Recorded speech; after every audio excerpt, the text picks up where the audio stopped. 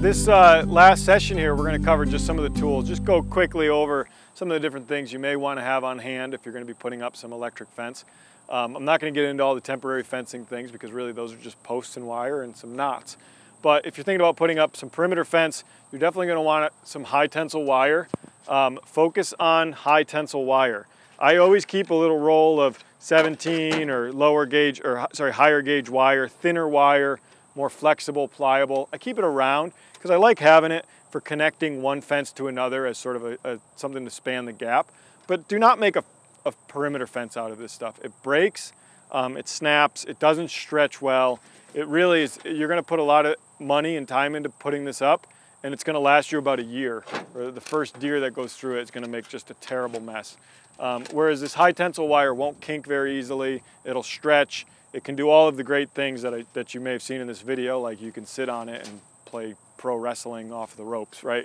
It's nice stuff. Invest in it.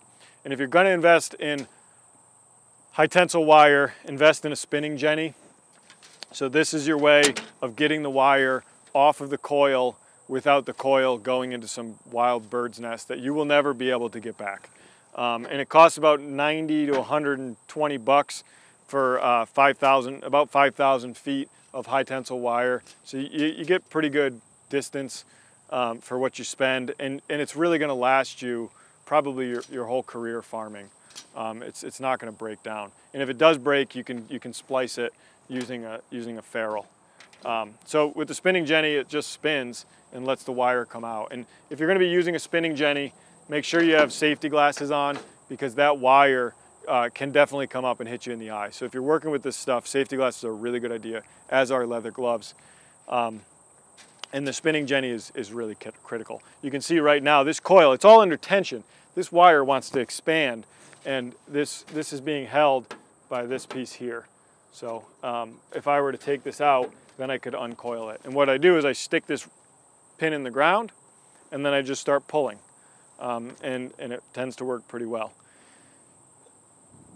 Other tools I have here, I mentioned the ferrules, which hold the two pieces of wire together.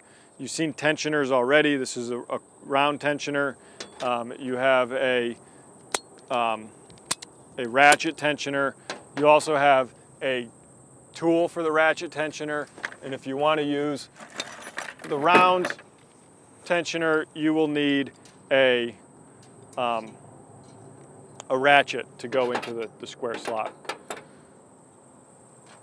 Little plastic hooks for going into wood for your temporary fence are really worthwhile. Don't use these on your high tensile, they're just going to break on you. But for your portable poly wire, those are really handy. You may want a gate handle for either some of your high tension wire when it's not under tension, if you're just going to make a wire gate, or if you're going to make a gate for your portable poly wire. These can be handy. Compression spring for your perimeter high tensile fence, an eye bolt. This is a fencing tool. So the fencing tool has a lot of different values and uses. It's got a little hammer on the end. It's got crimps on it so you can grab the wire. So if I wanted to grab this wire, I can pinch it in there, and I can pull it, and I can bend it, and I can twist it, and I can do all kinds of things that otherwise I wouldn't be able to do with my bare hands unless you have incredibly strong hands. So this is a really nice tool. I can also pull it using the internal portion there. And what I use this for is crimping my ferrules. So if I want to take this ferrule and I want to crimp it, so I put my wire through it, both wires, and then I'm going to crimp it tight. I use this portion of the tool. I put my ferrule in it, and I'll waste a ferrule, and I'll crimp it. And that crimp is enough to hold that. This is a longer ferrule. I keep these on hand if I'm like splicing a wire, so I can crimp both sides. But that works really well. I bought a crimping tool once for these ferrules. It's a specific tool purposely made to crimp them, and it just didn't work. So I already have my fencing tool. I use it for all kinds of things. I might as well use it for crimping. It's one thing. The other thing this has is wire cutters there and there. So if I want to cut this high tensile wire, I can just squeeze it and cut it. Again, you saw that piece fly off. It's good to have safety equipment if you're working with these tools. I like to keep a framing hatchet on hand when I'm doing fencing. The hammerhead is great for pounding in staples and nails. The hatchet head is great for trimming any brush that's in the way, or a stick, or shaving a post flat, whatever I need to do. This is really the tool I like. The only downfall is the nail puller doesn't work that well, but I don't deal a lot with pulling nails. And if I need to pull a nail or a staple, I can pinch it with the front of my fencing tool. And so on a staple,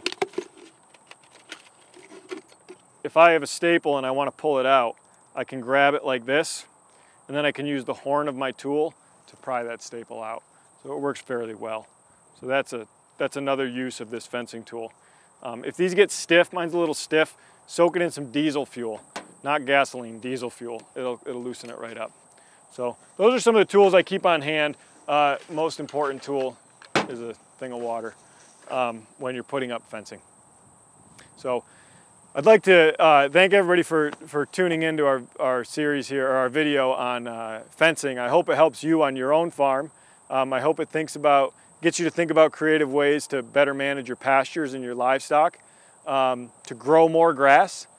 And I also encourage you to check out and see what other farms are doing, because we showed you a couple of systems here today, but really you need to adapt your fencing to the farm. And some friends of mine once gave me really good advice that they use when they're managing their own farm. And it is asking themselves, is it good for the land? Is it good for the animals? And is it good for the people?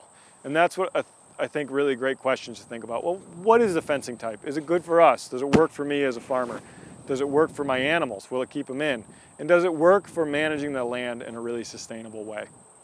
I also want to definitely thank the sponsors who helped us put this video together. It's incredibly generous, and I do think it'll go to improve the way land is managed and farms are increasing their sustainability in our region. So thanks to our funding sponsors, and I also want to thank all the collaborators on this video who helped make it possible to put it together. So thank you all very much, and happy grazing.